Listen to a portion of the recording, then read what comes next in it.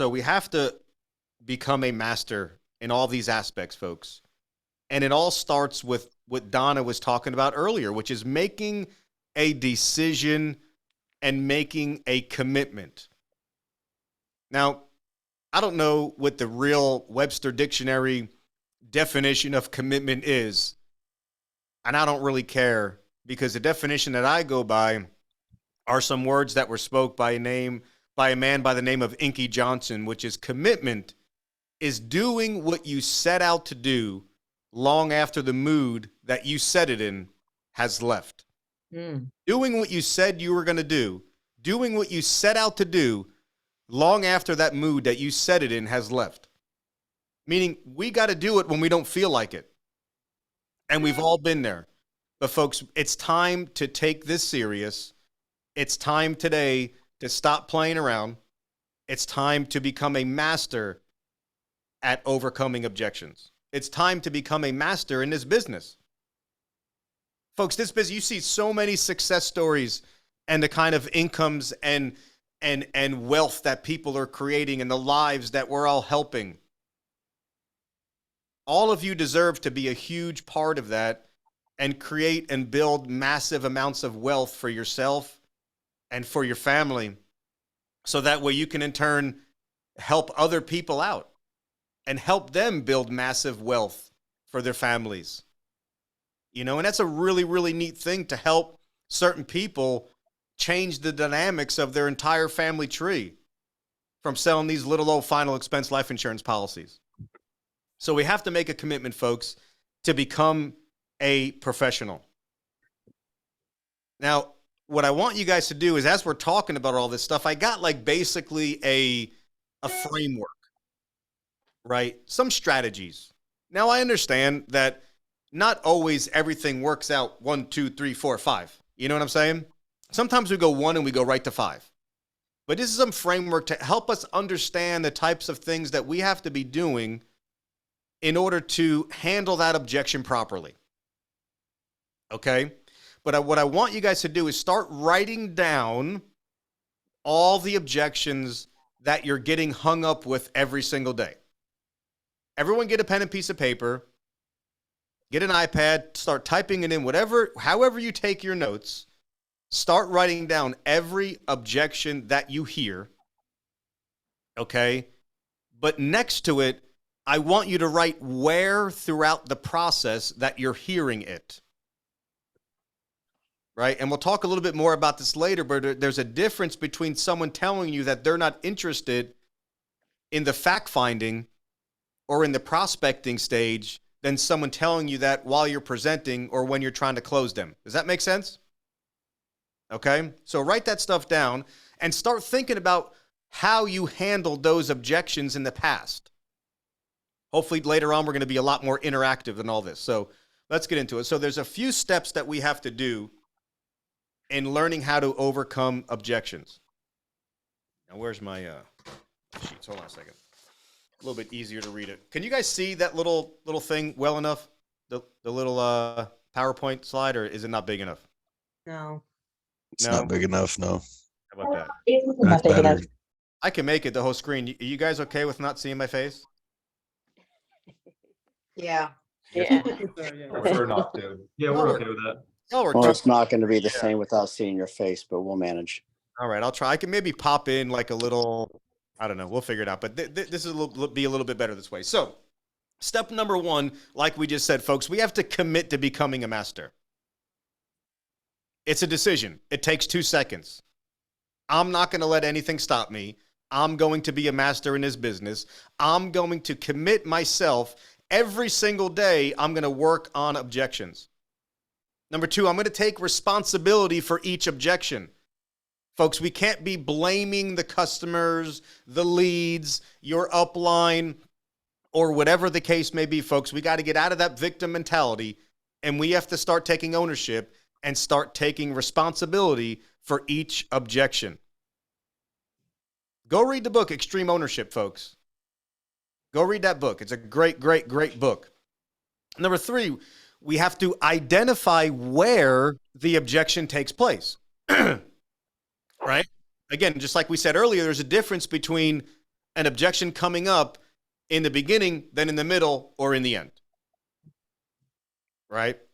We have to prepare each objection and the rebuttals of them and be so fluent with them that we can almost predict when they're going to come up.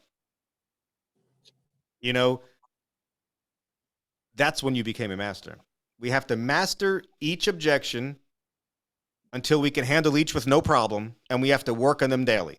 So those are the 6 steps that you have to commit to every single day until death do us part. This is it. We got to commit to being a master, take responsibility, identify where they take place, prepare until we can predict them, master each one until we can handle each one with no problem, and we need to work on each one of them daily.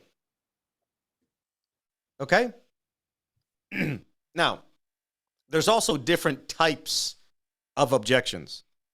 There's different types of objections. The first type of objection, folks, is an internal objection. These are objections that we say to ourselves. Sorry, I get drink. These are stuff we say to ourselves.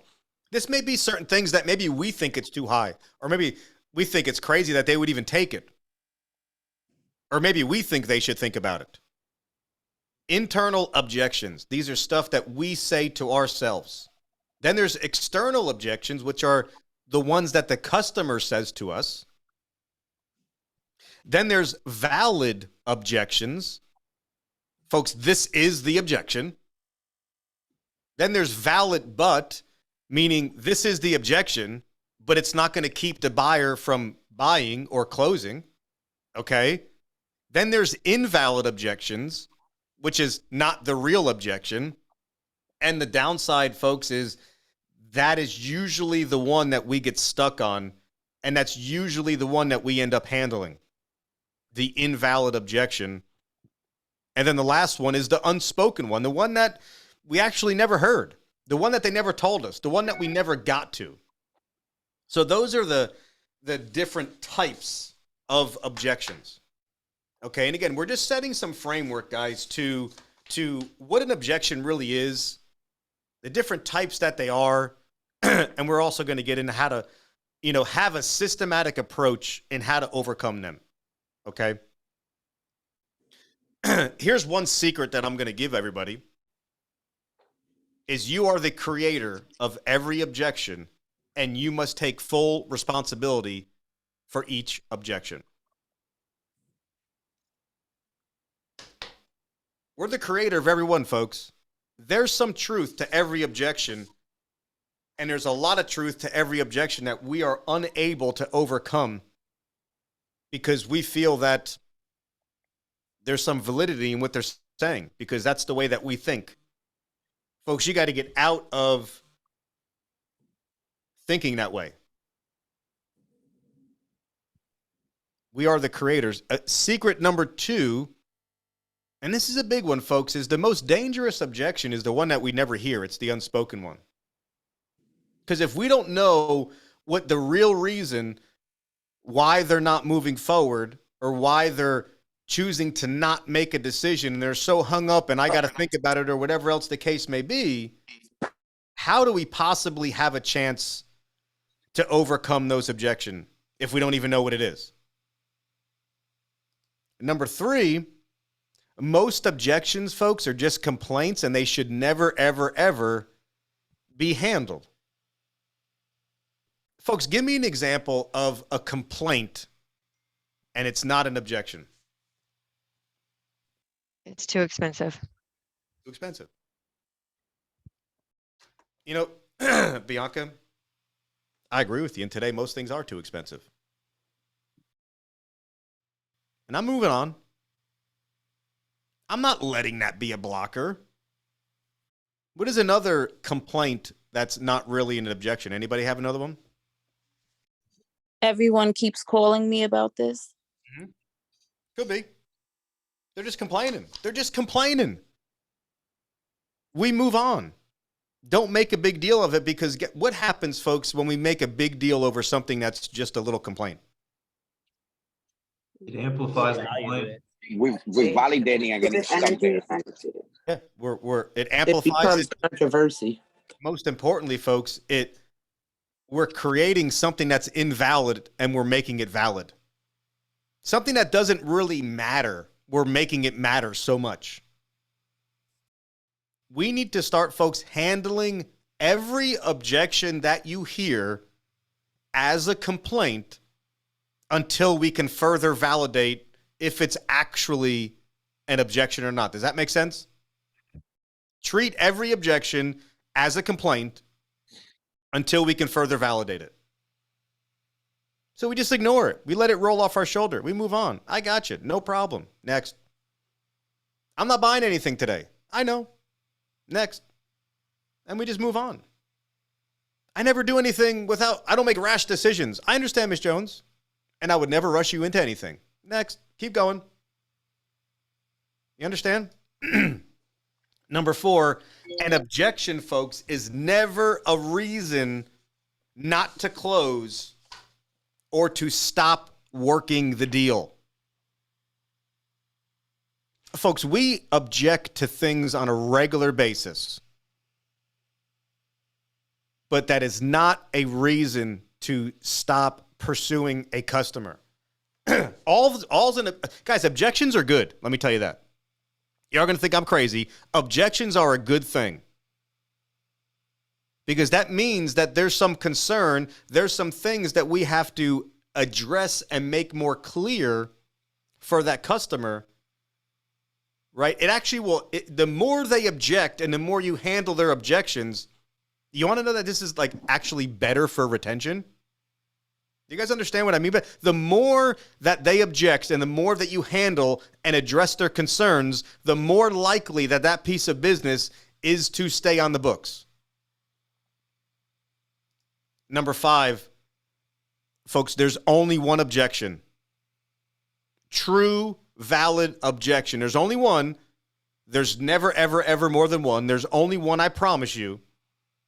They may tell you that there's a million, or they might rattle off a whole bunch of things, but there's really only one thing that's holding them back from making a decision. And folks, that's what we all really want, right? We want them to make a decision. That's all we want. Yes or no, I'm cool with that. You know, what I can't live with is the I got to think about it and all the fake stuff. If someone were just to tell me no, I'm cool with that. Give me a good reason why.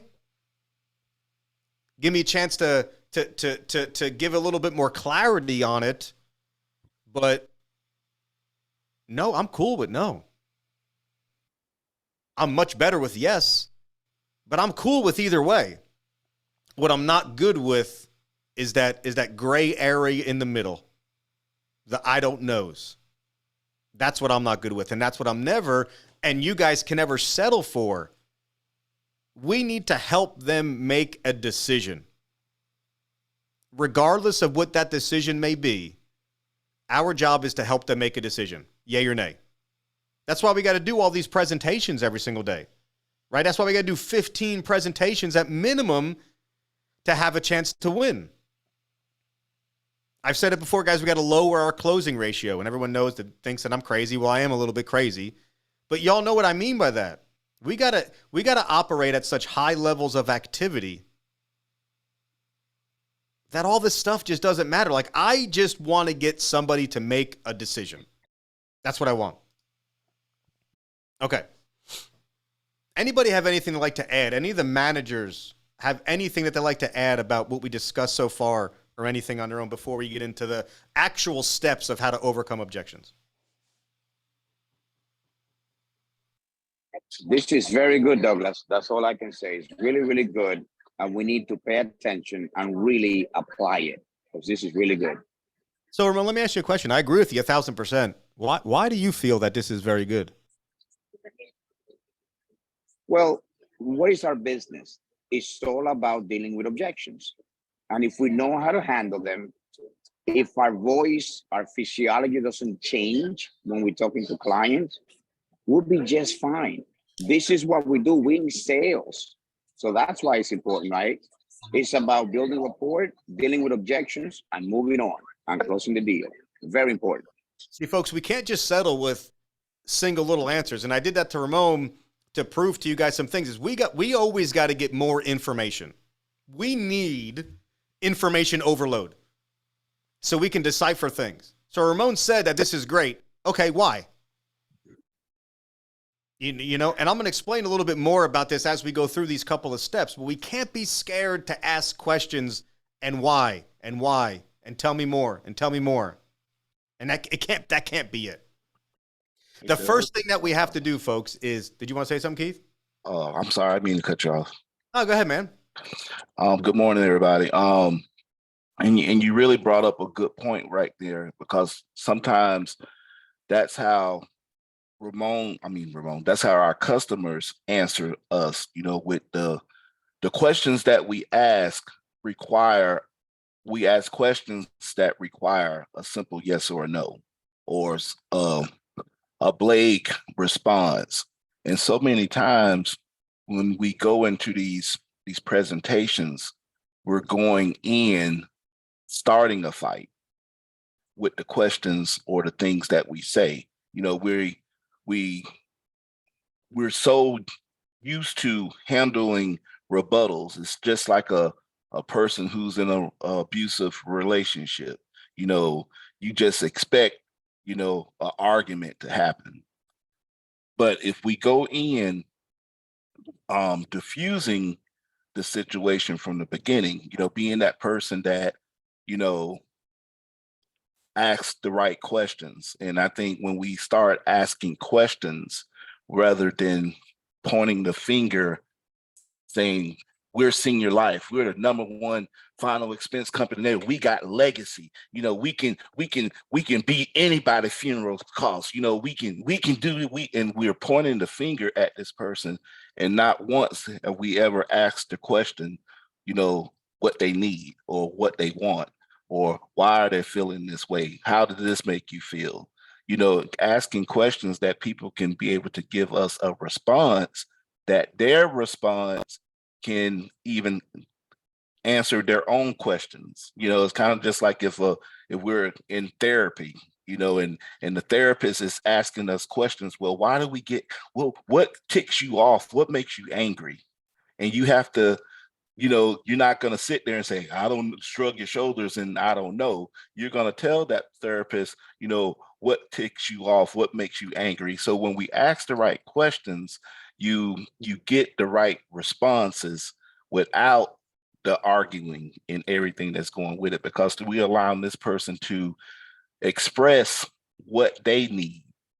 Because everybody that calls these people, by the time this call ends, we get off this call, these people have already had 10 or 15 people already calling them, trying to sell them something by the time we get to them.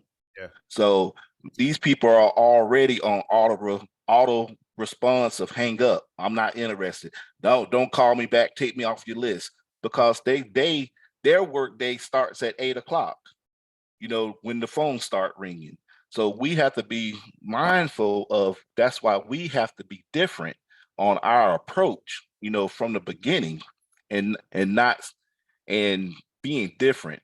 That's what's going to save us a lot of the times of the rebuttals that we come across every day. Yeah. And that's just it right there. My little take on that part right there. Good. Amen. And hey, can you all give it a big round of applause for Keith? What a phenomenal conference call he did yesterday morning. How about that, guys? Can we give a big round of applause for Mr. Keith Adams? Awesome. Thank you, Keith. Yesterday, excellent call. Thank you, sir. Always bringing the truth. Great job, Keith. Thank you, buddy.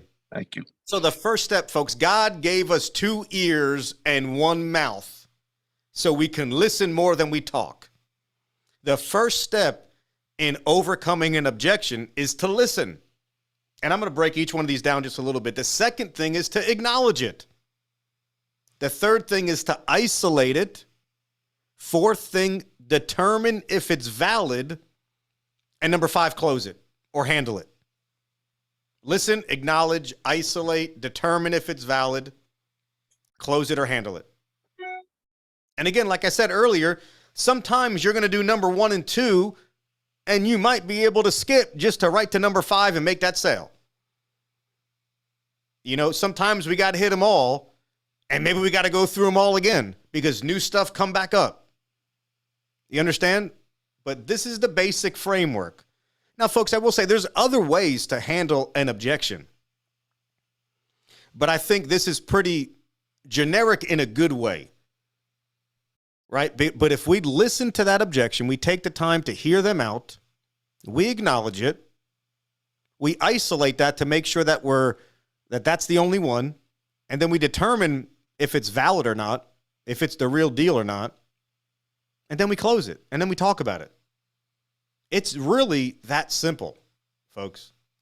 So let's talk about listening, okay? So listen, it takes 2 seconds.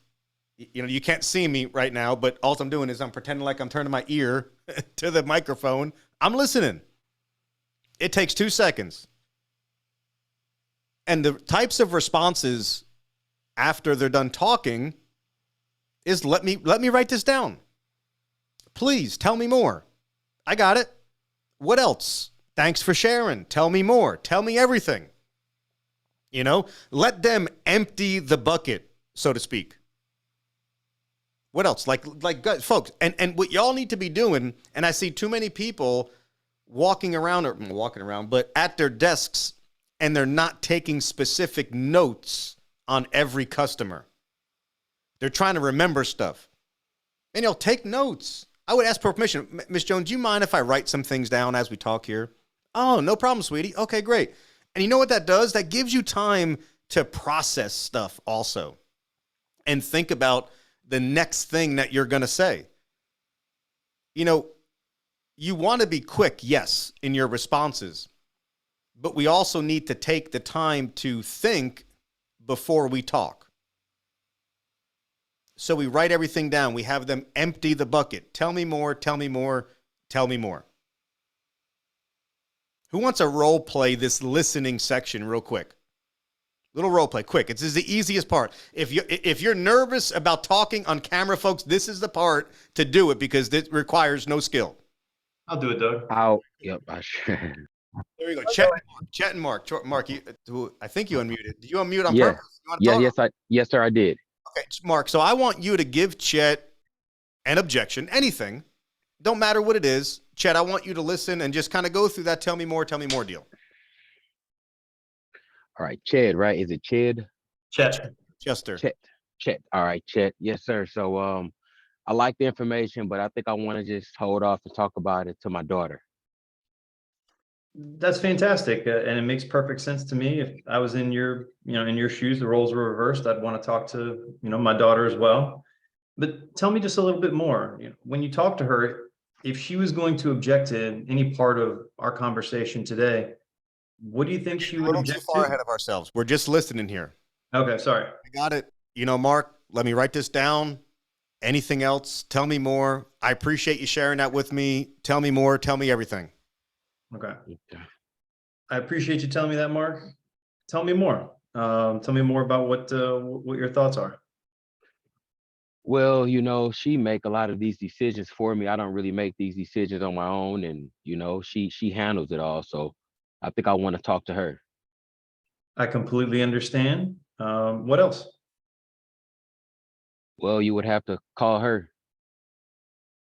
Okay. So right there, I think we almost got to, we skipped a couple of steps because he gave us what the real one true objection is. We validated we're done. Like you see, so all Chet did was listen and asked one follow-up question, and it brought him to the main only one valid objection, which is the man he's talking to is not the decision maker, and it's his daughter. Can't close everyone. Oh, Mark, we're going to close you, baby. We're going to get your daughter on the phone. He letting you off the hook just yet. Are you crazy, man? This is senior life, baby. We don't stop like that. Come on. But for real, guys, so sometimes that happens. It's very unlikely that would happen so easily, right? But it does happen. And all Chet did was ask a little follow-up question. Now, Chet was starting to get into the next part a little premature, which is fine, but I was just trying to isolate the different steps, So, hey, let Chet and Mark, let's stay on here real quick. So, This is now the acknowledging part, Chet. This is the part that you were kind of getting to, is agreeing with them. And, you know, I Gotcha. can see that. I'm in total agreement. I feel the same way. I get it and stuff like that. This is extremely important. Why do you think that it's important? Number one, let's ask the question, Chet. Why do you think it's important to listen to them first? It gives validation. To what? Well, to their feelings and to the, I mean, to them as an individual, lets them know that, or lets them believe that they're still kind of in control of the process when they're really not. Like we're trying to keep control of the sales process and the flow. But it makes them feel good that, hey, this guy's actually listening to me, right? Right. And And then what happens? What happens when we acknowledge it? it makes them feel good, and it's important what they say, and it's important so that way you know how to continue on from that point. And at least you have all you're starting to get into the objections to know exactly you know where to go from there. Yeah. And then when we listen really good, it makes me feel good that this person's taking the time to care about me. And then when we acknowledge it, it's like, man, this dude's on the same page as me. Man, I like this guy. Builds comfort, rapport, breaks down barriers. Breaks down barriers, comfort. You know, it takes a lot of the stank off of it, if you know what I mean. You feel me? For me, I allow them to talk because I allow them to sell themselves, because that's the way you let them talk. Because a lot of time we will close a lot of deals if we just be quiet and let them talk. And the way that I overcome the objection, I have to talk to my daughter, and I tell them, well, let's think about it. And I told them, Ms. Jones, this is such an emotional decision. I'm like, imagine talking to your daughter about dying. She's gonna be so emotional, and I know exactly what your daughter gonna tell you. Your daughter gonna say, Mom, don't worry about it. We will get it done later. Just because they don't want to talk about it because it is such an emotional decision. Remember, we are the insurance doctor. I'm the insurance doctor. So I told Ms. Jones, I have never helped somebody where their daughter called me and mad at me because they get $20,000 when their mom died. And I'm like, what does your daughter do for a living? So I'm like, my daughter's a nurse, my daughter's a doctor, this, that. I'm like, wonderful. I'm like, well, Ms. Jones, if I'm sick, I'm gonna go to the hospital, let your daughter taking care of me. But I am the insurance doctor. Let me help you get this taken care of. And I promise you, your daughter will not be mad at me because she's gonna get $30,000. I'm like, we're not throwing money, we're not gambling here. So what we're doing today, she will really love it, knowing that I took my time and make sure that you taken care of. I'm like, let's get this taken care of. Remember, you carry your daughter for 9 months, so you know exactly what's best for her. Let's get this done. Sometimes that's all they need. No doubt, guys. And that's coming from a guy that in the last 7 days wrote over $10,000 with us, his first 7 days with us. So great job. Ooh. Great job, Mr. Ronald. Great job. Great job. So really, moral of all this part, right, is to let them talk. The more that they talk, like Ronald said, they're gonna tell you exactly how to close them. The problem is when we assume things, you know what happens there, and we might even get a little bit ahead of ourselves. Okay, so Chet and who were you role playing with? I forget. Was it Mark? Mark. Yeah, well, Mark. Yes, sir. Let's combine the first listen and the second acknowledge. You can pick a different objection if you like, or stay on the same one. It don't matter. We can just stay on the same one. Whatever Okay. you do. So go ahead and say it, Mark. Oh yeah, so I really don't make these decisions. My daughter handle these decisions for me. I completely understand, Mark. Tell me just a little bit more about that. Well, I'm older now, and she pretty much just handle things like this for me. I get that. That makes perfect sense to me. My mom's a little bit older, and so I help her with some decisions. So what does she do for a living? A nurse. Okay. So I'm oh shit. Damn it, Doug. This is why we got to practice it, right? Because we got it's got to be smooth. when the spotlight's on. So that is just keep telling me more. Okay, cool. So Tell me more. You said your daughter makes all your own decisions. Okay, perfect. So when you say that, what do you mean? Well, when it comes to me buying things like this, all my financials, she handles. Okay. Perfect. Okay. Perfect. And when was the last time, Mark, that you bought something without your daughter's approval? That's a good one. I like that, man. That's a good one. I like that, you know, and you want me to answer that? But what I would say to you, Well, Doug, this is I don't like to ask questions and not get answers. So yeah, I'd like you to answer it. okay. Okay. Well, when I went to the grocery store last night, you know, I bought something, but things like this, that's more financial, she handles. I got you. Okay. What else? Yeah, all that whole jargon and paperwork, she goes over it for me. She do all the reading. She pretty much handles it. Okay. Anything else? No, I think that's about it. Okay, perfect, man. Well, Mark, I really appreciate you telling me that. And man, I got to agree with you, man. I mean, if I was in your shoes, I probably would want my daughter to review everything also. I feel the same way as you, man. Nice. Right? That's listening and that's acknowledging. We're having them empty the bucket. I'm trying to figure out if this is the real deal or Holyfield or not. Right. How many times, folks, have people told you that someone else makes the decision when they really don't make the decision? Meaning that other person doesn't really make the decision. So I just found out that this guy went to the grocery. Hey, Mark, how much did you spend? Let me just follow up with this. I didn't ask you this question, but when you went to the grocery store last week, how much did you spend? About $50. $50. So I just found out that Mark spends $50 without even thinking about talking to his daughter. What does that tell us, guys? What does that tell us? That's He not makes the his real own objection. decisions. That's not the real objection. Not the daughter, she may be a little bit of an influencer, but he's putting up the barriers at this point. There's something he's not telling me. That's what that tells me. Right? So we listen, we acknowledge, and then we isolate. Right now, I want to find out if that is the only reason. Remember I said there's only one objection? We're already starting to poke some holes in Mark's wanting to talk to his daughter, right? We're already poking some holes. I don't know. I'm not 100% sure, but I don't think that, I think he's, it's something else. So, hey, Mark, what are your other concerns? What else bothers you? Do you have any other reasons for not moving forward? Hey, Mark, if I can solve that one thing, would there be anything else? Mark, other than your daughter, other than you wanting to run this by your daughter, right? What else is of concern for you? That's my biggest decision there. Just you talking to my daughter. That's my biggest holdup. Okay. So there's got to be something else, Mark. There's got to be something else that is concerning to you other than your daughter just wanting to review everything. So there's got to be something else. Tell me what else there is. Pretty much that's it. I don't make these kind of decisions without her. So there's got to be some other reason why you want her to review everything. Like, what is the specific reason that you want her to review things?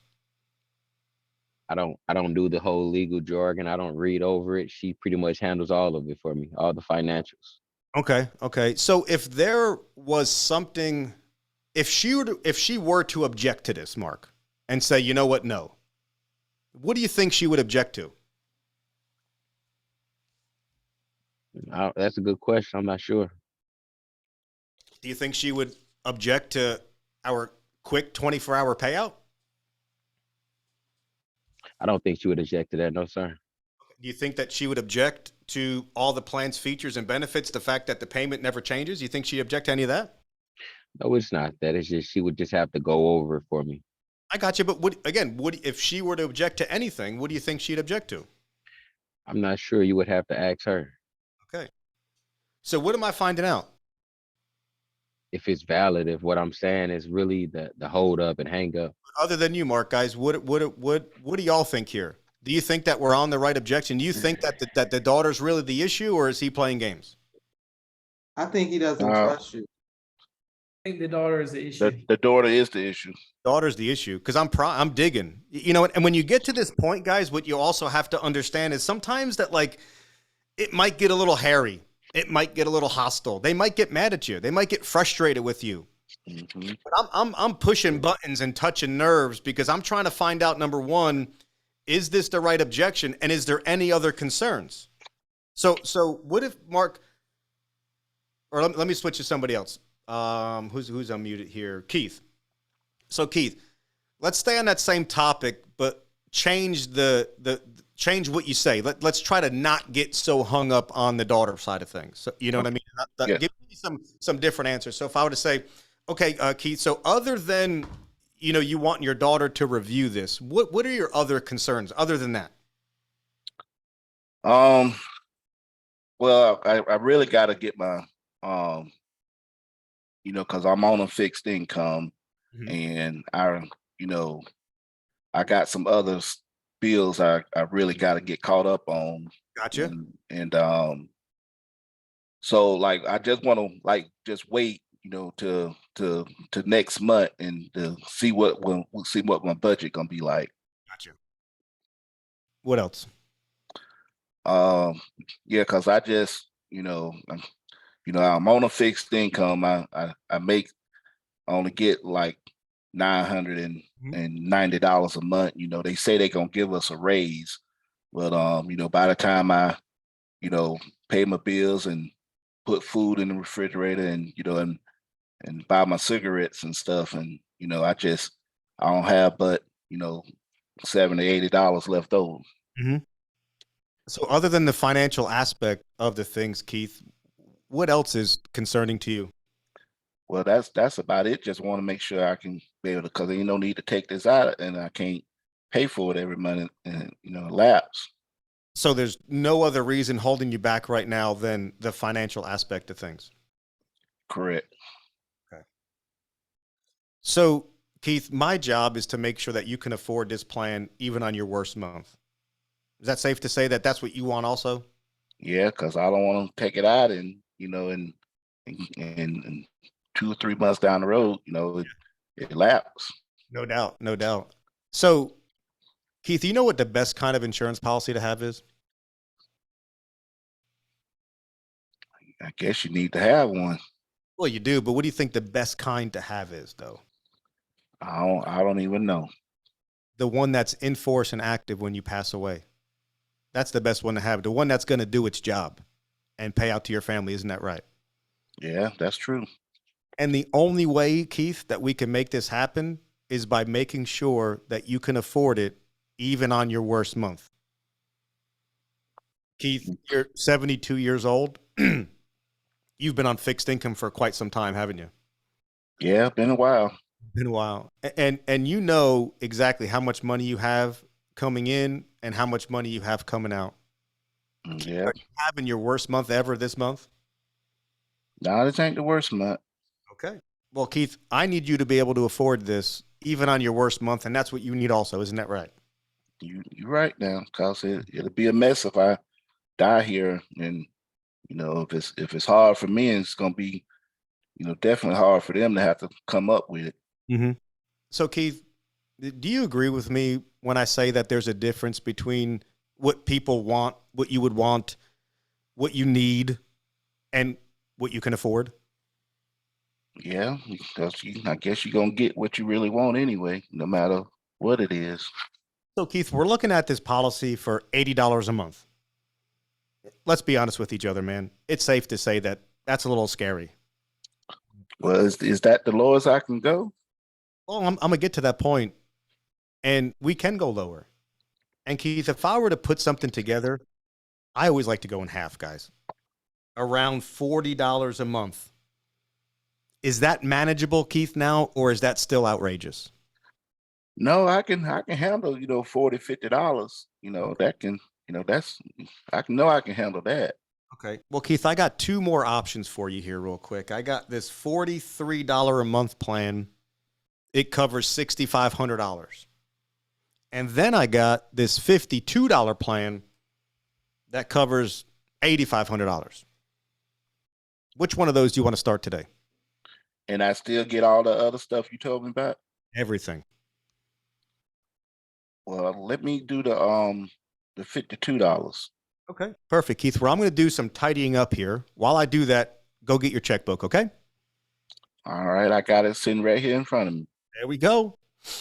So, you see how we just got to keep, so the first objection that he gave me, which was his daughter, that was fake. It was fake news, right? That wasn't the objection. The objection was he wasn't sure about the money.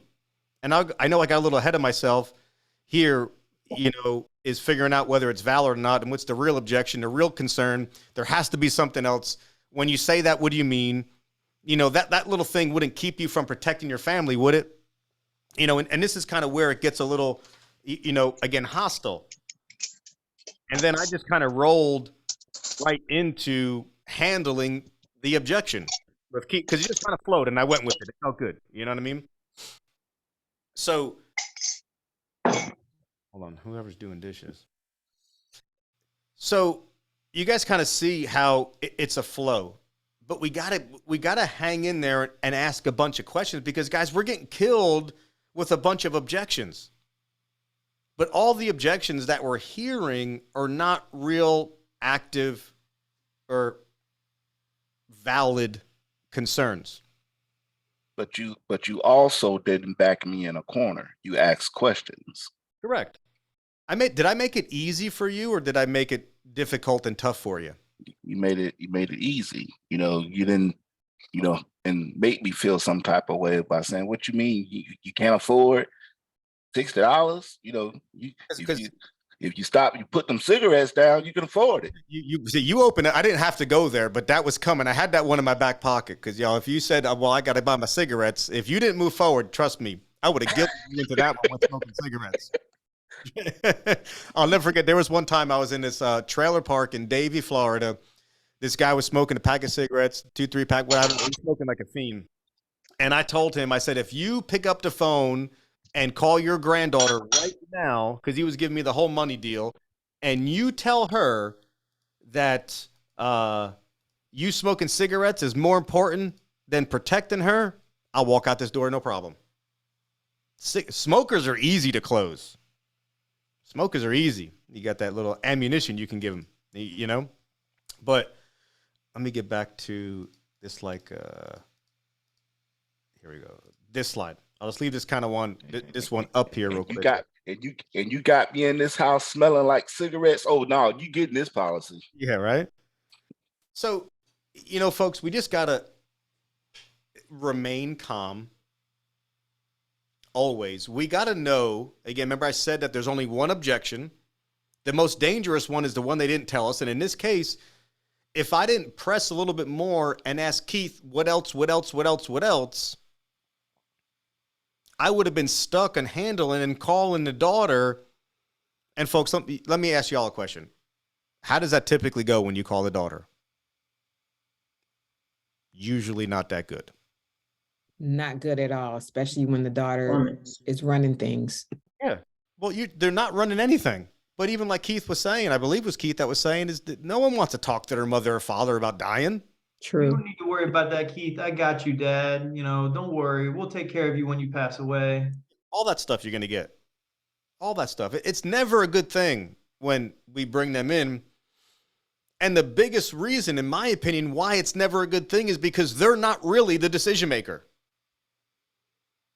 The only time, in my opinion, 99% of the time, right, that a child will be a decision maker is if the parent was in some way, shape, form, or fashion incapacitated to think on their own. Other than that, I'm not buying it. Now, you say, well, Doug, there's definitely some situations where that's not the case. You're right. But I like to play in the percentages. As a whole, I know that over 90% of the people that are going to tell me that it's somebody else, it's not really somebody else. Guess what? I'd rather go hard at the 90. I'm not going to worry about the 10%. I'm not going to, you folks that know me, I don't believe nobody. I don't believe anything anyone says that comes out of their mouth in selling. The first thing, I keep drilling and keep talking and keep talking and keep talking. And asking questions and asking questions and asking more questions. And what else? Please tell me more. Tell me more. Tell me more. There's got to be more than that. There's no way that it's just that. No way. There's no way. Right? And then we have on our Blake Group website a whole bunch of, an objection handbook for reference. And I'm going to drop that into chat right now, so you guys can have the direct link to that particular document. Send this to everybody. Everyone. Right. So for your guys' reference, now, folks, that we got to know that sales and overcoming objections is not really like a one size fits all program. You can look at this booklet, and there's some generic things that will help you kind of get along, but they're going to be different. They're going to come out a little bit different on almost everybody, but you got to memorize them. And folks, the biggest deal that I got to tell you is to always, I should have made a big slide about this, is to go back to the app. When you're done handling an objection, don't ask, are we good? Like, don't ask those silly questions. You go right back to the app. Let Slice help you close deals. You said what you got to said. Now, Miss Jones, where are we going to be mailing this policy to? And Miss Jones, how do we spell your daughter's name again? Was that a Z or an S? You know, what was your social again? And that date of birth? You just go back to the app. Let the app help you close deals. Okay? So I'd like to do a little bit of role playing, if that's all right with you guys. A couple of maybe volunteers that want to jump on and just start handling some objections. Remember, I told you guys to write a bunch down, stuff that you're struggling with. Who would like to, somebody give me an objection. Someone raise their hand so we don't have a million people shouting, but give me an objection that you've been having a hard time overcoming. Doc, Yes. this is Raul. This is my first time attending your meetings. Is it possible that I could present an objection? Absolutely. What you got?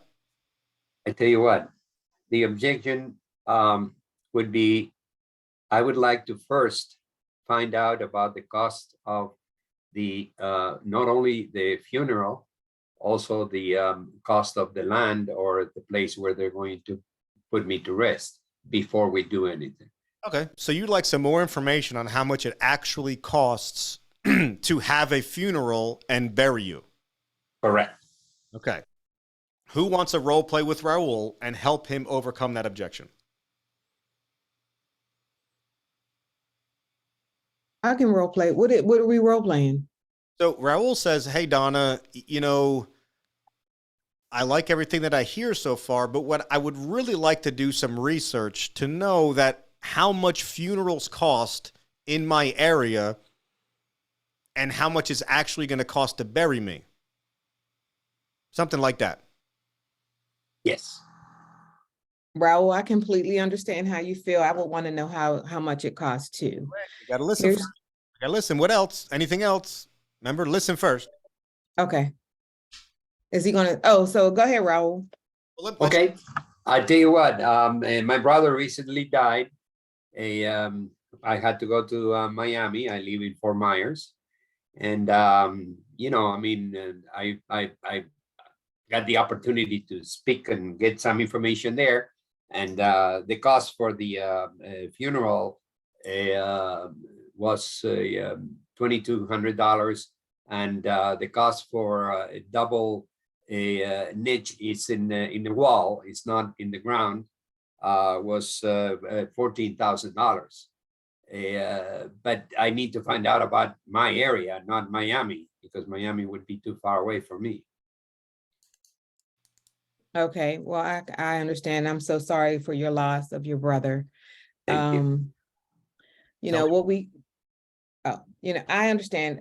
You want to know the cost and how much it's going to cost your family and different things like that. You know, we do something a little different over here, and we actually save families money on their funeral costs. So we're trying to follow the steps here, right? Okay. Oh, let me look at my notes. You got to listen. Listen. Okay. Write this down. What else? Tell me more. Okay. All right. What else, Raul? Well, that would actually be it, because I'm pretty much sold on the idea that my wife and I, we both need to have some kind of coverage. But you know, I would like to get the highest amount possible, not to become a burden to my my children when I pass away and my wife passes away.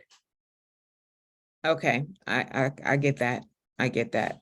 So tell me everything as far as, you know, what kind of, you know, what are you looking to do as far as your service? Are you looking to do cremation or traditional burial? No, it's a traditional burial. The only thing that we're not going to spend too much on the funeral service. It's something simple for a couple of hours, and then, you know, just the transportation to the cemetery. And in the cemetery, I was thinking about a niche instead of a regular burial, because it's a little bit cheaper. And I was considering looking for something where they could put us both. Whoever dies first goes on the back, and then whoever dies second would go on the front. And that's the way they have it normally on the cemeteries. What is it called? A what? It's called a niche. A niche. Mhm. Okay. Okay. All right. Well, I get that. I understand. Is this where I If I was acknowledge? in your shoes, I would want to know exactly how much funerals cost in my area as well, right? Because your Okay. concern, Raul, is that you are getting a policy large enough to To pay for cover everything. everything, right? Mm-hmm. That would be the idea. The only thing is that I don't want it to get too high on a monthly basis, because right now I'm 73, my wife is 70. Mhm. And you know, the prices go up real quick when you talk about $15,000 or $20,000 of insurance when you are my age. Now, this is where I acknowledge you're right. I agree. And I can see that. And I totally understand where you're coming from, and funerals are high. However, your price will never go up with senior life. It stays the same. It remains the same throughout your policy. But let's not sell yet. Okay. Right. Okay. So Let's- just acknowledge that I understand. Because I'm Okay. starting to think with Raul here that it's maybe a concern, but it's not an objection. Okay. Like him not wanting to move forward until he knows exactly how much it costs in Fort Myers or wherever he said, rather than Miami, is not a reason why so that might be a valid objection, but Mhm. right, valid, but that's not going to hold him back from doing something today. Okay. So Because and that's what I'm kind of getting. Like because he's been kind of saying it. Well, yeah, I want enough coverage, but like I can't let it get out of control either. right. Still got to stay within my budget and that range, because stuff gets real expensive when we start talking about $10,000 and $15,000 and $20,000 coverage at the age of myself and my wife, right? So I need to find out if there's some other concerns.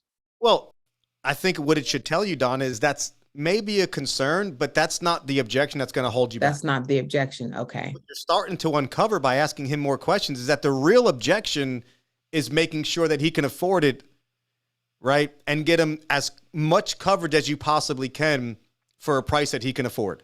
Because he knows he needs insurance. He knows how much funerals cost. He just buried his brother. You know, and you guys all know that there's not a big difference from city to city. There's some differences, but nothing huge. Like you're not going to go spend, $20,000 in Tampa and then spend, $80,000 in Miami. You know what I mean? There's something crazy like that. You might go to a more rural section of a state and that funeral might cost $8,000, and maybe in a city it might cost you 10. But with the help of legacy and stuff like it's not going to be that much of a difference. So what I'm hearing with Raul, and this is what you need to be picking up when we're asking and listening and tell me more, is Raul is kind of backing himself into a corner. Right? And we can't get to that part of selling yet because we're just handling that objection. Okay. So I'm okay. So I don't too know fast into the selling. I'm Maybe. going too fast. Okay. I'm being extra critical Yeah. of it. No, right? I understand. I mean, I get it. I understand that. It's just to trying to stay on track with this little kind of template that we're doing here this morning. But, you know, it's also going to depend, like, where is he saying this? Is he saying this after we explain legacy and everything? Because then at that point, I may have to go back and re-explain some things, right, Donna? But I if had to do that yesterday, yeah. But if he's saying it in the beginning, I'm just going to ignore it. Right? If he may say, hey, Donna, he might stop you in the beginning. Well, Donna, I'm I need insurance, but I'm not going to do anything until I know exactly how much funerals cost in my city. And you're talking, and you're asking him what else, and all of a sudden you're uncovering that it's, yes, that's a concern, but it's really like the money. Yeah. Can I say something? Hold on one second. I'm going to move on. I'm going to ignore it for now, but I'm going to be mindful of that and how I deliver legacy and the savings of legacy. I may be doing what Bianca just said in the chat, is pull up some funeral homes in their area as I'm talking to them. Yeah, like do the research while you're on the phone with them. Yeah. Yeah. And text and email and whatever. Yeah. If it takes me having to call a funeral home in Fort Myers, Florida to ask them how much a plot, a niche, and all that stuff is, guess what? I'm going to do it. Yeah, I only volunteered for this because no one else volunteered. So I think somebody more experienced should answer this. You sound just like a client. Yeah, Donna. There's one other point that I want to make in real fast is, when did he plan on dying? Because the prices today are almost irrelevant if he's not going to be dying in another 20 years. So he's trying to base some facts and decisions and be really precise. But the truth of the matter is there's no way to be really precise. But what we can be precise is on the merchandise. And if he's looking to be as precise as possible, be locked in against inflation, he has no other choice but to work with us at this point. Great point. And then you would address that in your delivery. Right? Again, depending on when it comes up. 1,000% right. Raul, you want to say something? I know you did first before I cut you off, and there's a few other people that have their hands up. So yes, I wanted to provide a little bit more of information. Like, for example, who is this that I was talking to? Well, Donna doesn't want to play with me, so I'm going to go with David. Is that okay? Yeah, I'll play with you. Okay, David, based on the information that you provided me earlier, I know that my wife's $13,000 coverage would be around $100 a month, and mine for the same amount, $13,000, would be about $160 a month. A little bit less, but that's okay. I mean, I'm just rounding up figures to make it simple, $260 a month. So, it's kind of a large amount, and that's more or less what I would need to cover these expenses. Do you really think that's a large amount? Monthly for me, it is. I mean, I'm on a fixed budget, but I work. I'm still working. I make about $60,000 a year. I'm sorry. I have no Social Security, so I didn't qualify for Social Security, so I don't have Medicare or anything like that. So it's kind of a large figure to say yes to. I mean, I understand you feel that way, and if I was in your situation, I probably feel exactly that way too. But the realization of the matter is, it's something that you need. It's something that you're going to have to get, because if you think that's a large amount, if you didn't wake up this morning and your wife had to pay a $10,000 bill, think about how uncomfortable that would be after just losing the person closest to her. If you think $260 is uncomfortable. Doesn't that make sense? Yeah, it sure makes sense. No doubt. The only thing is that I wish that we all had a crystal ball and we knew when our time is going to come around, and we don't have that. So therefore, we just want to make sure that's what insurance will offer us, the tranquility to know that when the time comes, the money is going to be there. Absolutely. And I can't agree with you anymore, but what I'm trying to say is let's get some information, because at this point, I'm not even sure if you do qualify.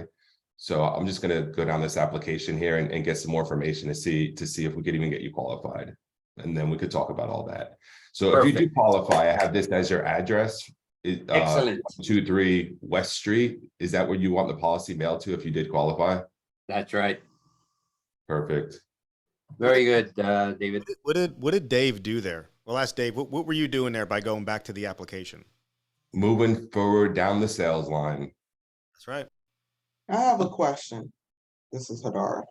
Hadara. Hey, David. I just love your name. I'm gonna scream it every time I hear it. So I'm listening, and so don't jump on I'm not, whatever. So my question is because we moved forward, but it did not seem like we really met or overcame that objection. That's what I heard, because what I was hearing through the whole conversation is that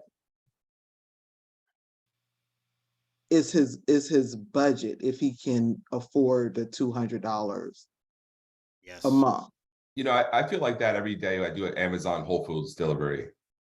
I go through the shopping cart, I add all the things I want, and then it shows me the total. And I'm like, dude, do I really want to spend that money? Right. And I feel the same thing. Like, dude, do I really want that much money? Well, yeah, actually, I do need these products and I do spend them. And in my opinion, just because he was telling you he couldn't afford it, it's more of like, do I really want to spend $260? And the longer we're on the phone with them, the longer we're talking to them, the longer we're making that serious, the more they're realizing, you know what, I do need this after all. You know, so I don't look at that objection like it's that just because he says he can't afford it. What I'm hearing is, I'm not sure if I really want to pay for this. Right. But at the same token, he's also saying I need something in place when I pass. So he's also being contradictory. So I'm hearing that, and I'm moving forward down the app, which is giving me more time to be on the phone with them, more time to build rapport with them, more time to, you know, build the relationship and talk about, you know, the reason why this is important. Because the truth of the matter is, the longer you're on the phone with the person, the more comfortable they are. I mean, I've definitely been in houses where I probably should have left the house and just stayed in there and just started talking about anything but insurance. And then all of a sudden, we're going back and forth on them wanting to think about the policy on themselves, and they didn't even talk about anyone else. And now all of a sudden, everyone in the house is getting a policy because it clicked in their head that how important it was, you know. And I gave them the time to think about it without forcing it, right? Because what you're doing now is, when we're going back to the app, is, you know, you're giving them some more time to be like, you know what, I don't want to pay $260 a month, but he was right about $10,000 would have been really uncomfortable. You know, and then if the objection comes back later at the end of the app, well, now we could really address it, change the price, find something more fitting. You know, our job is to answer questions on the application and move down to asking the bank information. And if we get back to the bank information and we're getting the same objections, then yes, Hadar, you're 100% right. Now we need to really talk about that objection and find a solution to move forward. But until I'm down at that bank information, I need to get over there first before we could really find out if that was a true objection or not. Okay. David, I think that you did a perfect job, because when you said, let's see if you qualify first, and then we can continue on with this, I think that'll do it, because that's the only way that we can all be sure of what we have in front of us. Yeah, and the biggest thing is, I want an opportunity to tell you, hey, listen, you might not be able to have this. You know, when somebody tells you you can't have something, it makes you want it a little bit more. Think about when you go to the car dealership and they're doing the financing and they're running your credit. Dude, at that point, you don't care about the car at all. You're hoping you get the car. They have complete control, right? You're like hoping you financing, you're hoping the payments are going to be right. You're not even focused on the car at all anymore. You know, sometimes you don't always have to address it right in that moment. You know, like Dave says, let's see if it comes up. Let's see if it comes. That was weird. Here, let's see if it comes up again, but let's get back to that app. You know, because what we're trying to do is sometimes you may have to hang in that validating stage for a little bit longer than you think. You know, not everybody opens up so easily. Not everybody's like, oh yeah, well, here it is. There you go. You know? Sometimes we got to move on and test it a little bit, if that makes sense. You had your hand up, Letitia?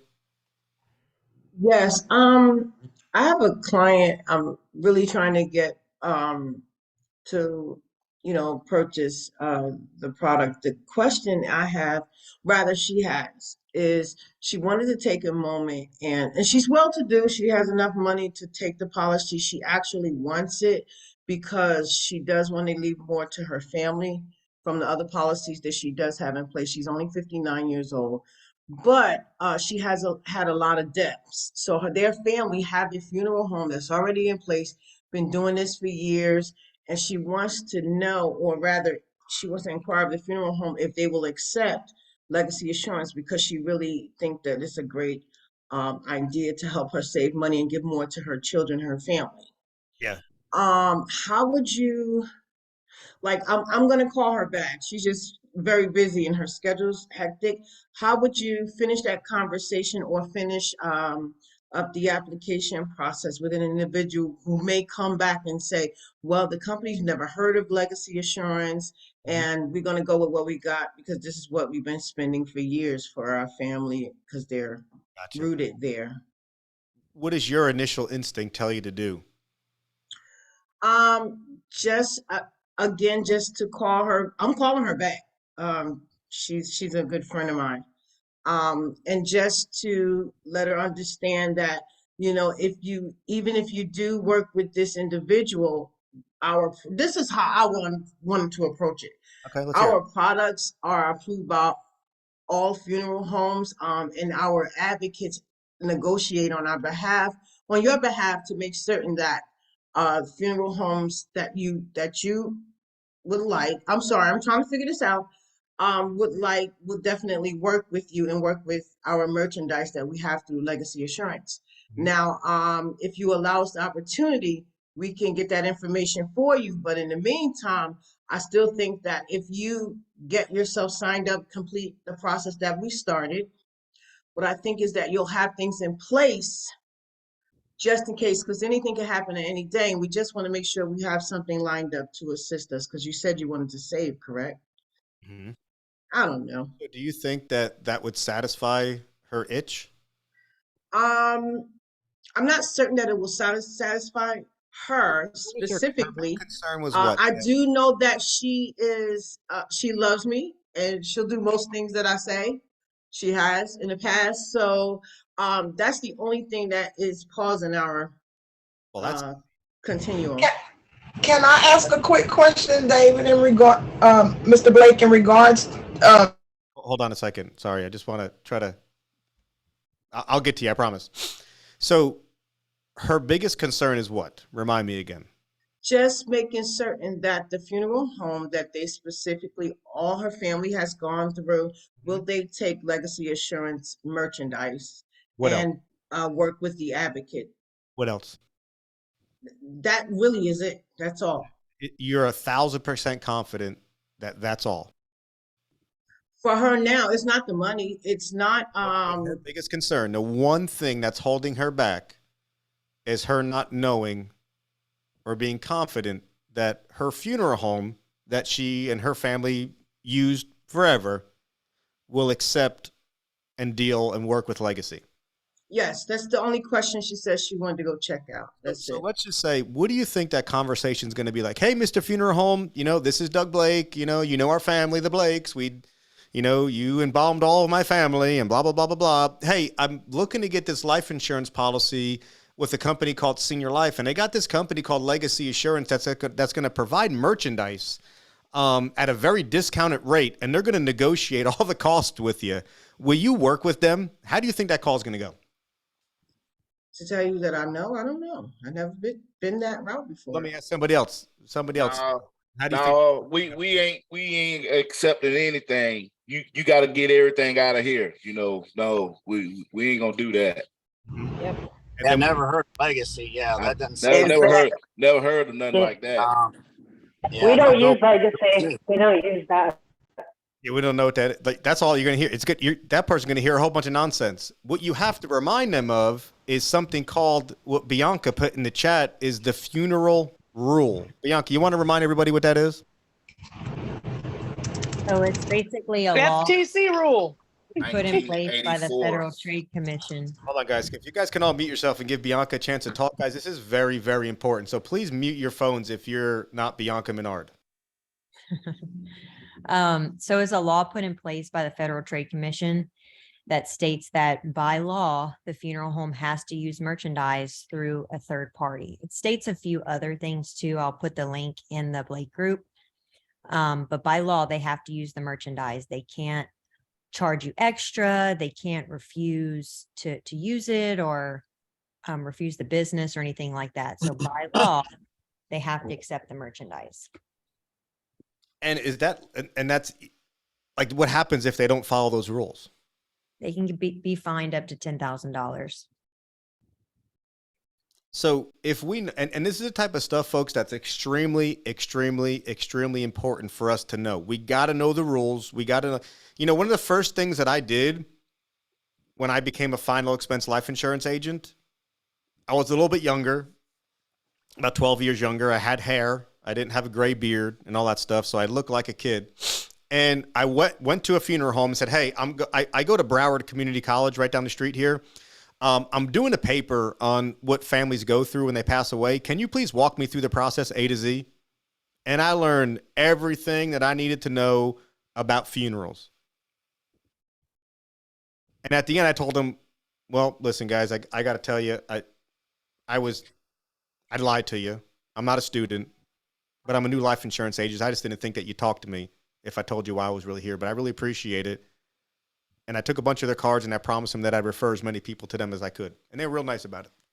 But I'm not saying you have to do that, but you guys, we work in the business and we need to know about funerals and how they work and the laws around how they work and everything that goes on. You know, because what you could tell your friend is, listen, Susie, you know me, you love me, you trust me. I need you to trust me on this. You can go ahead and call Joe Blow, the funeral man, and he's going to tell you that he doesn't know who Legacy Assurance is and he won't work with them. But I want you to look at this link that I just text messaged to you. I want to look at this together with you. What actually says that they have to accept merchandise from a third party. Otherwise, they're going to they're subject to a fine of $10,000. How do I know that? Because I'm a professional in this, Susie. And you know you need this because this is going to help your family. So there's no need to call Joe Blow because here's what he's going to tell you, so on and so forth, etc. You know, folks, we got to know our craft. We got to know our craft. We got to study. We got to know the rules. You know, that's a big part. There was someone trying to ask a question earlier. I cut her off.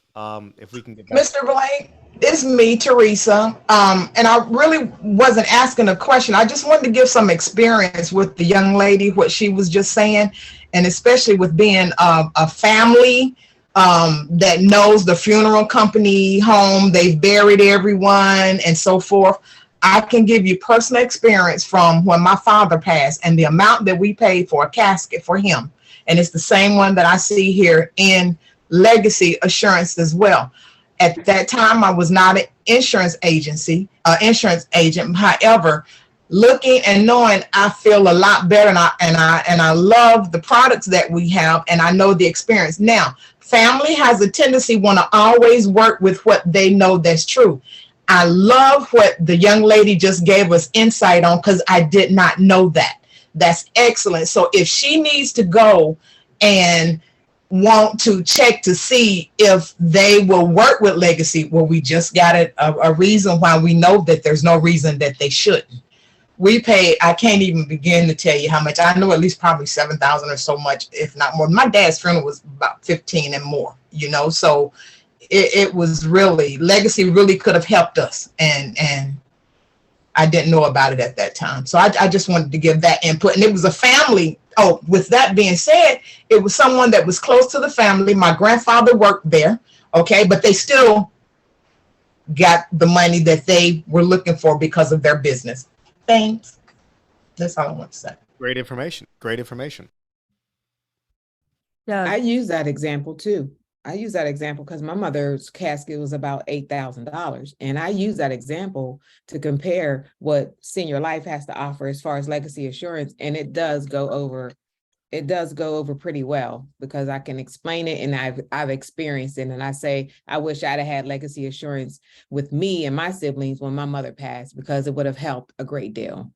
Read this real quick, Bianca, before I say this. I'm just going to read this out loud. Just some like bullet points. This is actually from the link that I just posted in the Zoom chat. And it says, your rights under the funeral rule. Okay. Get price information on the telephone. You have the right to buy separate goods such as casket and services, such as embalming or memorial service. You do not have to accept a package that may include items that you don't want. Get a written itemized price list when you visit a funeral home. This is called a general price list.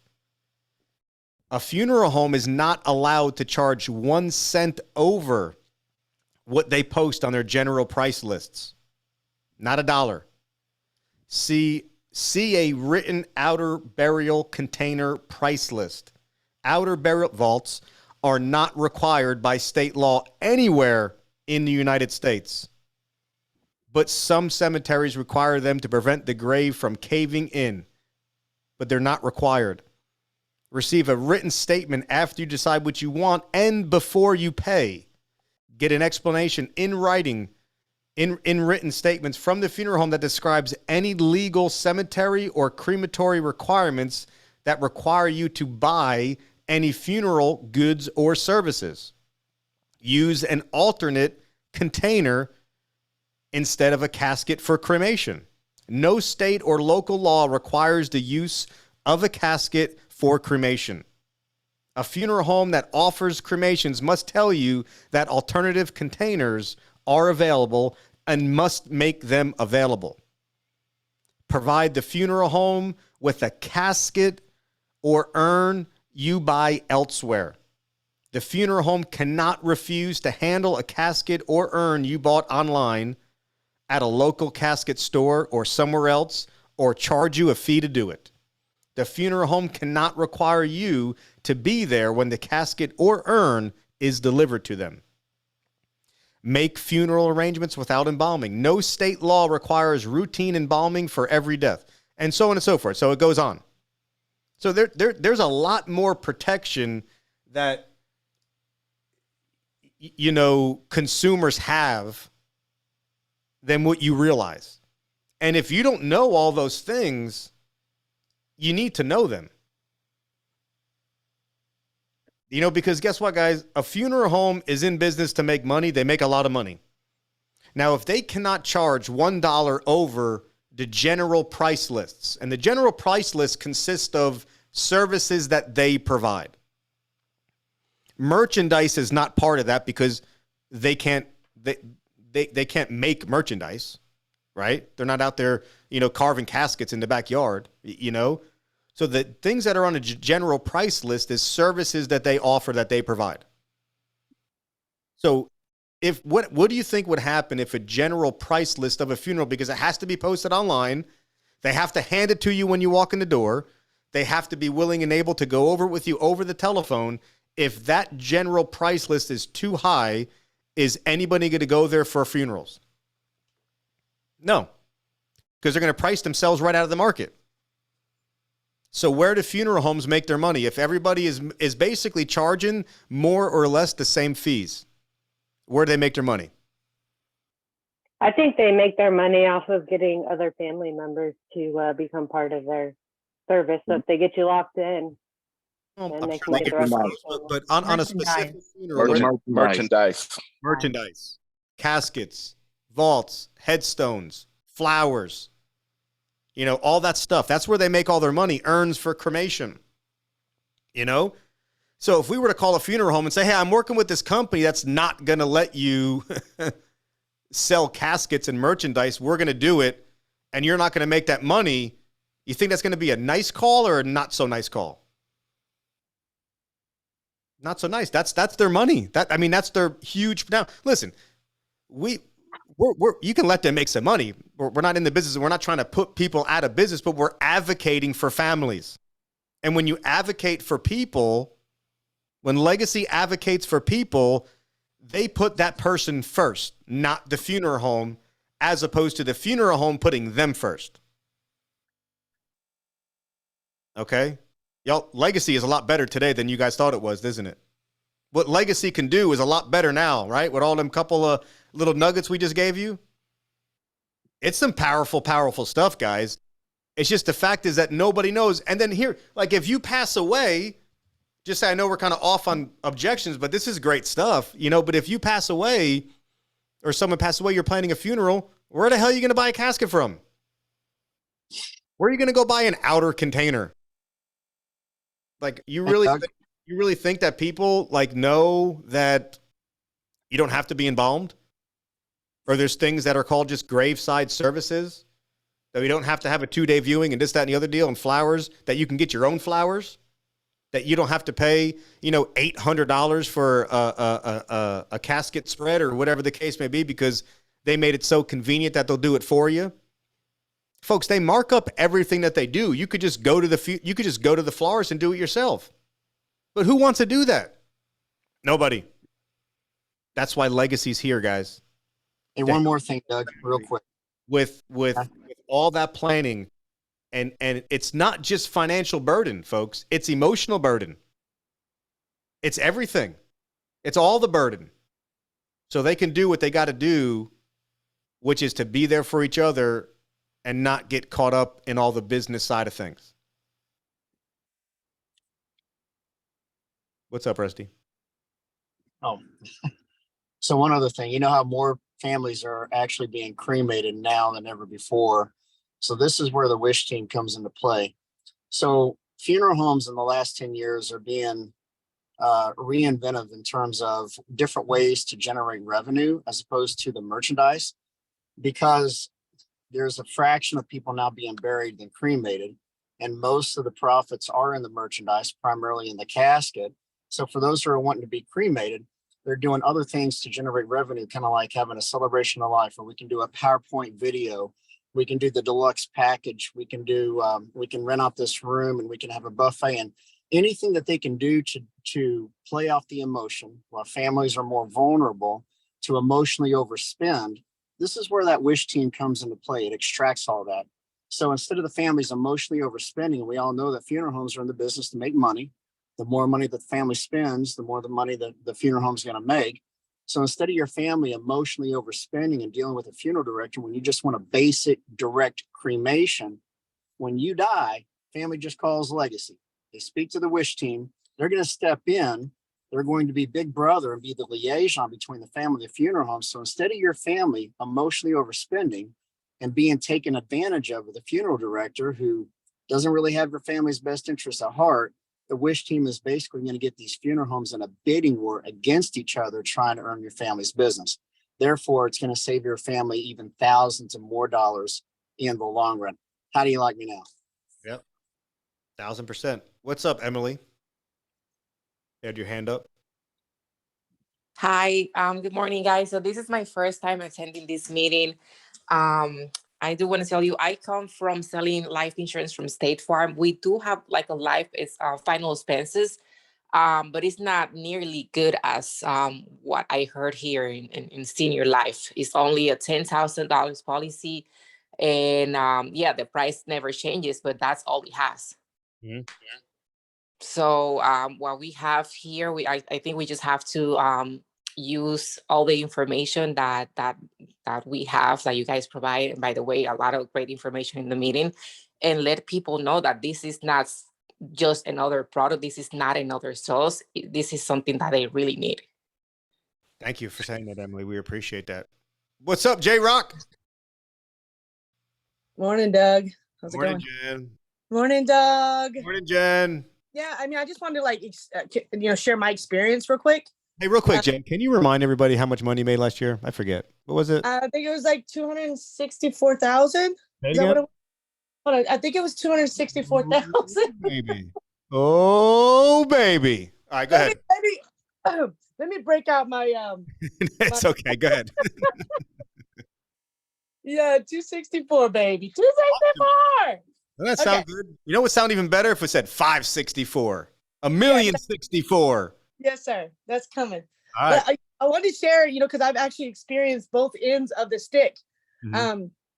Losing my mom prior to working with Senior Life, and also losing my godfather working with Senior Life. So like the experience I experienced when I lost my mom 9 years ago was horrific. Like I just had all this stuff being thrown at me, just a bunch of stuff, just so much stuff that I didn't know, which way to go. I didn't know any better. So them thinking my mom had 25,000, which she didn't, they charged me 20 grand. And I had to pay that out of pocket for her funeral, 10 grand probably for the casket. I don't even know what was even on the tacked on there. To fast forward to, 4 weeks ago when I lost my godfather, he had 10,000 with Senior Life. We had Legacy. They not only sent me the check within 24 hours, but Jonathan at home office, it was Legacy, handled everything. Like it was so smooth. All I had to do was go sign for the casket that I asked for on a Tuesday at 2 p.m. and arrived on a Wednesday at noon. I went signed for the casket. I mean, they were blown away by how beautiful it was, the price we paid. And then all I had to do was just the obituary. That's it. Like everything was done. They took care of everything with the funeral home with me. So, I mean, and it was only 8,500 versus 20,000. So there's a huge difference, man, in the job that they do. So, that's my story, and you guys can definitely take it and share it. By all means, please. You can use that experience with a lot of your clients if you'd like. And now you know that you didn't even have to go there to sign for it because it's not required. Right. Yeah. I didn't know that. I think they just wanted to let me know that they received it. So I guess yeah. With the funeral homes, they're a lot of them don't even know all the rules. Yeah. It's like y'all don't know all the rules of insurance. Like, like we just know that if we do the right things, like, that's cool. But we don't know, like, everything. Right. So I did. I learned something new. I didn't have to go sign for it. There you go. What's up, Keith? Just like with the 1984 funeral rule, and knowing that information. And the other day I signed this lady up and she messed around and told me that her husband donated his body to science. Mm-hmm. So when she opened up that door, knowing what it means to donate your body to science, and when she opened up that door, I immediately went in. I said, wow, I know that had to be hard to see them take your husband away, and you didn't have time for closure because they immediately took his body, to the hospital, for them to perform. I said, well, how long did it take them to get the ashes back to you, for you can have some type of closure? Mm-hmm. And she was like, well, I got them back in 3 months.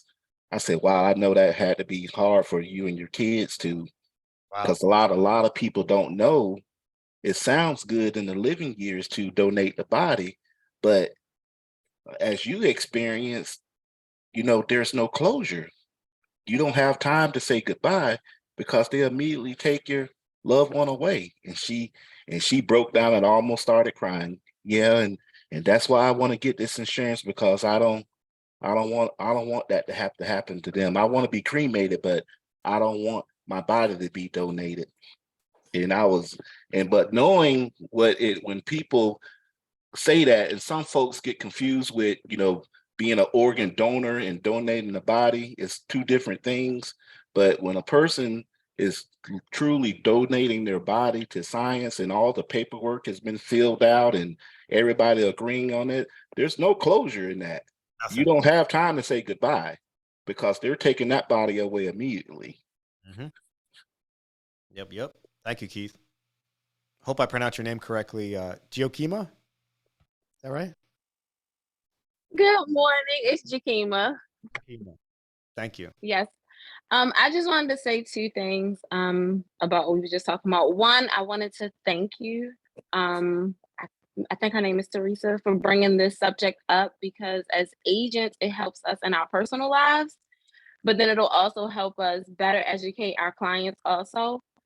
Because I had an experience with the funeral home. We didn't have enough money to do a traditional burial, so we did a cremation. But because we did a cremation, they charged us, because we had a large family, for the larger room at the funeral home, and $30 for every memorial piece that we wanted them to put a drop of ashes in. So, and knowing that they're not supposed to charge a fee in order to use the merchandise that we provide for them, that would have been great. But it's like great that we're having this conversation because it's useful in our personal lives, but then it's also good for us to educate our clients. So I just wanted to thank y'all for this. You're welcome. And even on them, like all them little things, like we don't think twice about it. We just think that that's normal. Yeah. How many funerals do you actually plan in your lifetime? It's not like going to the grocery store or buying a car. Like even with a car, it's confusing, and we do that a lot. You know, Right. it can be very, very overwhelming. Thank you for that. No. And we'll take one last question, if that's okay with y'all, and we'll let y'all go make some money today. What's up, Dan? Quick question for you.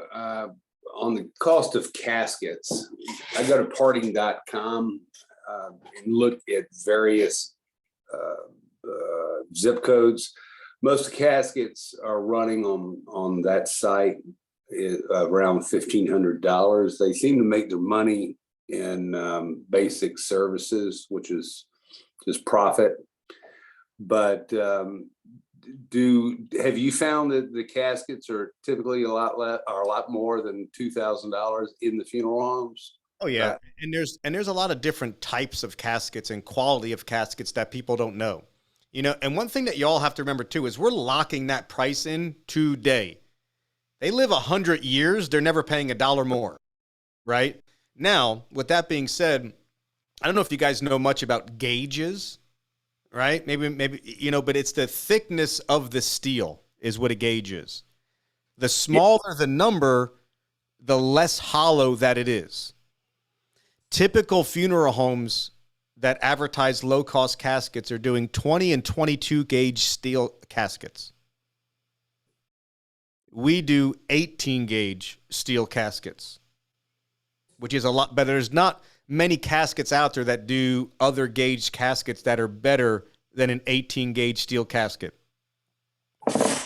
So with that being said, you know, yes, all funeral homes are going to try to make money in different ways.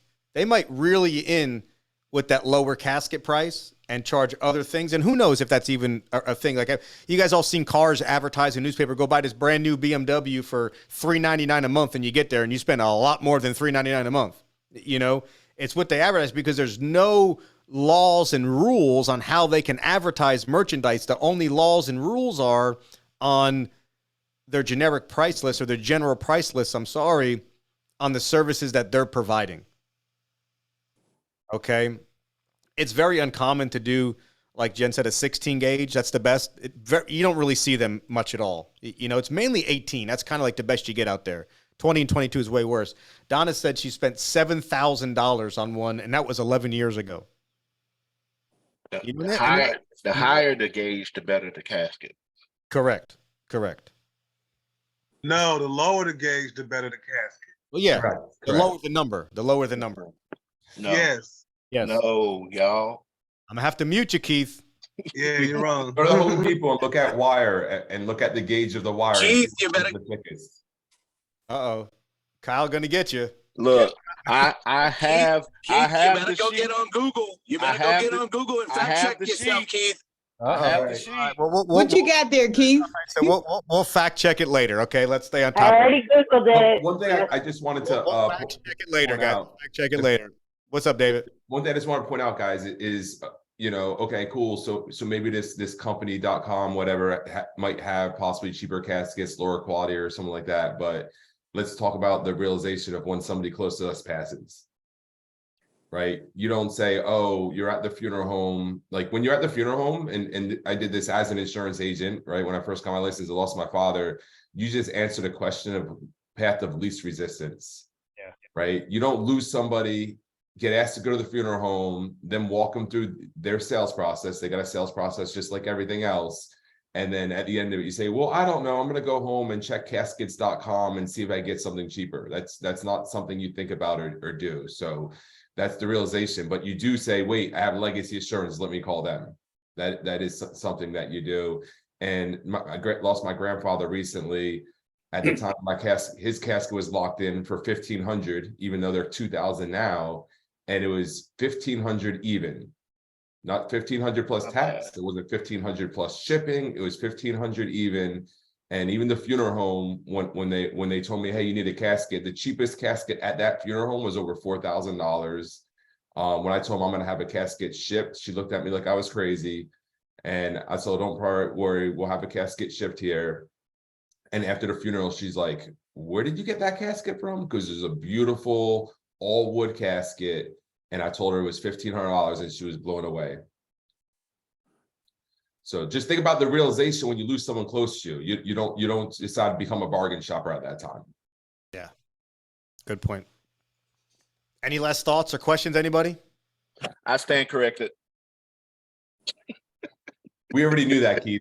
You're the only one that was off base there, so we're good. and I got the answers. You know that's bad.